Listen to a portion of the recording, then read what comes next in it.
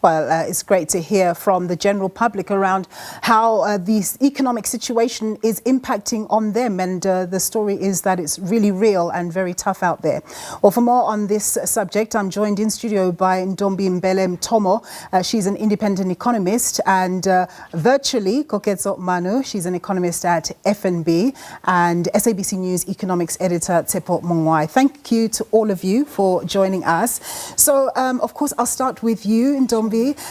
We got that October CPI print yesterday, 2.8% year on year, much better than was anticipated by the market, much lower than the Reserve Bank's midpoint, between 3 to 6%, that is 4.5%. But just remind us of what the drivers were behind inflation slowing down so much. Thank you so much for having me, Nompu. I mean, from what we saw yesterday from stats to say, the main contributors were the decline in the fuel price, and we saw that giving a lot of reprieve to South African consumers as well as businesses. We also saw food inflation decrease to around 2% from around, I think 4% it was previously. That was already telling that people are, in terms of the pricing that goes to the input cost for food, that has gone down because of the fuel price, and that has also made the food prices that the end consumer, which is myself and you, is able to pay in the market. So that was really well received. I do understand that we are expecting that will not be the novelty in the month of November, with the fuel expected to increase, and that might kind of bring back inflation from this very well received but extremely low print that we've received. Yeah. So, Tshepo, when you recall the COVID time when inflation came right down, I think it was 2.2% in July 2020, things were very depressed then. When you look at that and contrast to now, are you hopeful, having been watching the economy all these years, about the prospects for the economy? Obviously, good afternoon. Things are much different now. The reason why during COVID we've seen a slowdown in inflation simply because there was no demand. And that obviously brought it down. But again, now this time around, we are seeing that inflation is coming down, and it's mainly because of some of the work that the Reserve Bank has been doing for quite some time, and we're starting to see the benefits. But also, I think globally, there are some of the developments that are favorable. The international oil price, of course, it has helped a lot in bringing down that inflation. You can see with the fuel price, as Ntombi said, the transport component of the inflation, one of the major driver. We know food as well, and some of the drivers of food were external, of course, during prices going up. We could talk about the Ukraine-Russia war. We've seen those driving the export ban in India, for example, where they curtail the export. Now, all those, we've moved beyond that. So, and we're starting to see the benefits. Yeah. And of course, one could say these containment are limited to food and fuel. But of course, they've been the major driver, and the weighting are quite significant on the inflation. But the question is whether are these benefits broad-based in the economy? And I think that's the main question at the moment. Yeah. Koketso, of course, the drum has begun to roll. We're just but a couple of hours away from the Reserve Bank governor telling us what the decision is on interest rates. With the inflation rate being at 2.8% in October on a year-on-year basis, and much lower than the midpoint of the Reserve Bank's target band, surely this agitates for an aggressive cut in interest rates from the MPC this afternoon. Nompu, it's going to be a very interesting meeting if that is the expectation from people. What we saw yesterday with the print broadly is in line with expectations, right? So it was slightly below market expectations. We expected 3%. The consensus was also 3%. So it was only slightly below expectations.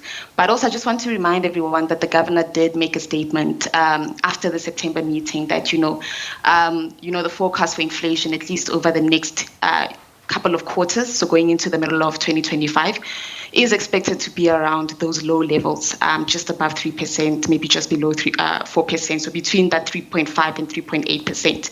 So that was already baked into the expectations. I think what's really going to drive the governor's or the MPC's decision today is the balance of risks, right? Mm-hmm. So we know that the starting point of inflation is very good, so we accept that. But similar to what my colleagues have already mentioned in this conversation, the risks around how inflation is going to evolve going forward is going to be very pertinent. We know that there's global risks unfolding, whether it be from geopolitical tensions, unfolding trade restrictions. So we know that there's that risk. And then we also know that there's a change in leadership that is going to happen. How will that change policy in reality going into 2025 is also going to be a risk for the MPC. And how it hits home is already what you've mentioned. We've already seen the rand reacting to that, especially when you compare it to the dollar, not performing as well as it was, say, in the past couple of weeks. So those are the risks that I think the MPC will be thinking about.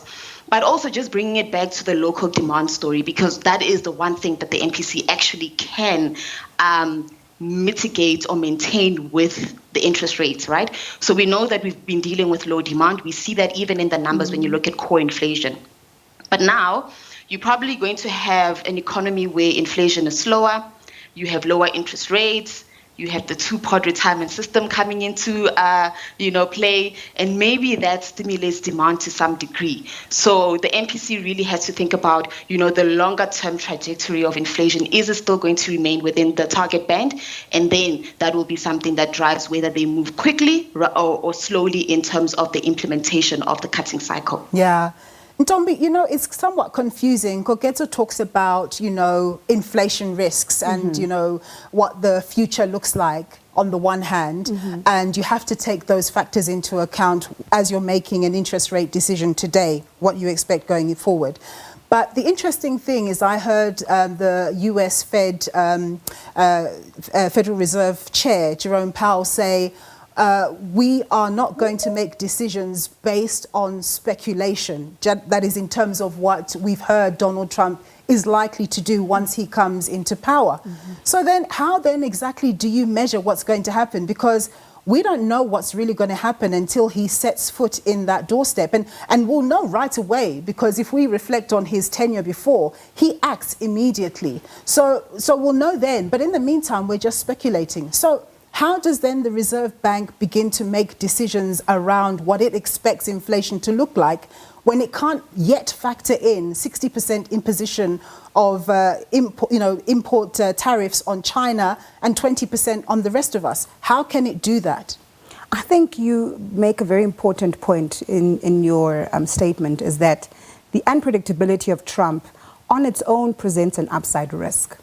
And so even if the Fed says that they're not going to speculate, that in itself is affording them some form of information as to how they need to move forward in terms of the information they're getting from the consumers. So what are the spending habits of the US citizens? And secondly, in terms of the capital markets, how is it moving in terms of pricing and the risk of a Trump presidency and when he actually comes into office. And from that information, we, in terms of South Africa, will be able to move in understanding the dollar-rand volatility and how it's going to affect us. As Koketso had rightfully mentioned, we've seen that it has negatively affected us. And so from that point, even businesses are able to kind of hedge in, because that's a risk that you are prevalent to the information of knowing, and you might then need to, it would be brilliant in actual fact to put that in terms of your strategy and start moving and perhaps organizing your business around that reality.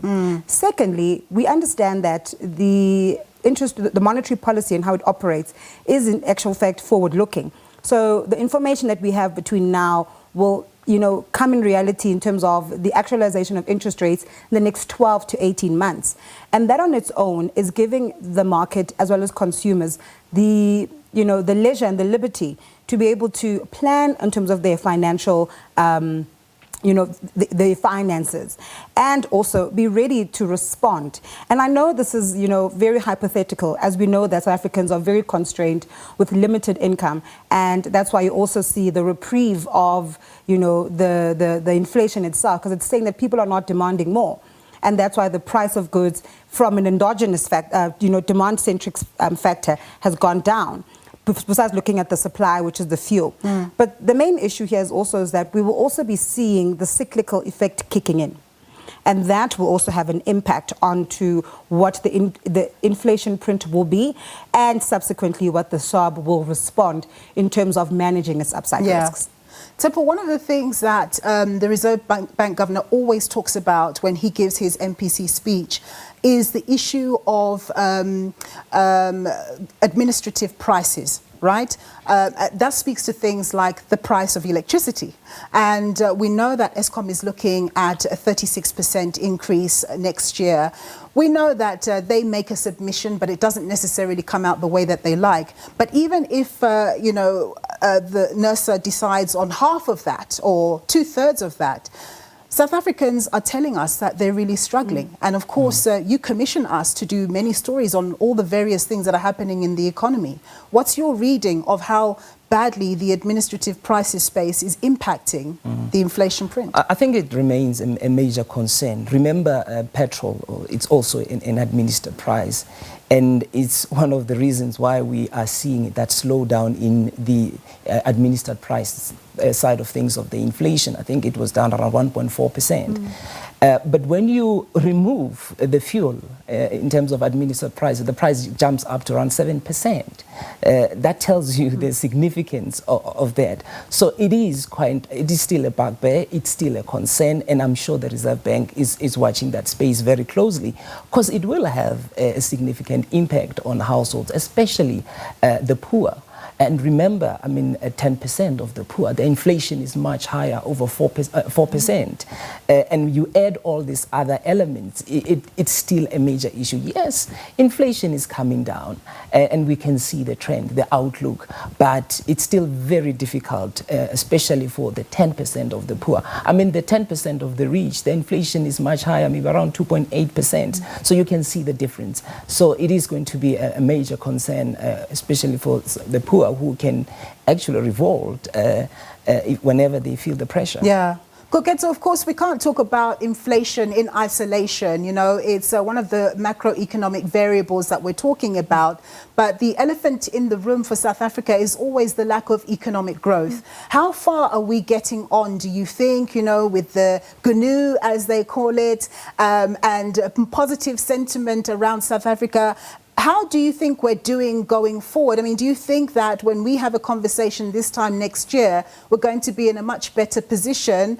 Of course, that is subject to what happens globally as well, and the impacts that will be felt in the South African economy. But how hopeful are you? We're actually very hopeful here at FNB. So what's interesting about what you just said, when you compare us to, or the fact that we're vulnerable to what's happening in the rest of the globe, what's interesting with the South African dynamic, I think, post-GNU and even post-lockdowns, right? So we went into the lockdowns with barely any growth over the past decade before that. We had very severe socioeconomic issues. So the lockdown really highlighted South Africa's vulnerability. And when it comes to fiscal buffers, we also didn't have much of that. So the only macroeconomic policy space was really with the monetary policy, right? Within monetary policy, and that's where you saw a very large reaction, cutting interest rates to ultra lows, just to try and stimulate the economy. But I think post that, there has been that realization that we need to have a more robust implementation of structural reform, and I think we're on that journey. We've already seen it in the energy space. We're talking about the logistical space. We're even talking about municipalities at this point. So I think if we do gain that traction that is required, we could find ourselves while the rest of the globe is really much more vulnerable, maybe even emerging markets rather, much more vulnerable to external pressures, geopolitical tensions. Maybe we start to build those buffers over time, and maybe that makes us less vulnerable. But when it comes to growth in itself, we've seen the first half of this year, barely any growth. Going into the second half of this year, we expect to see growth really improving.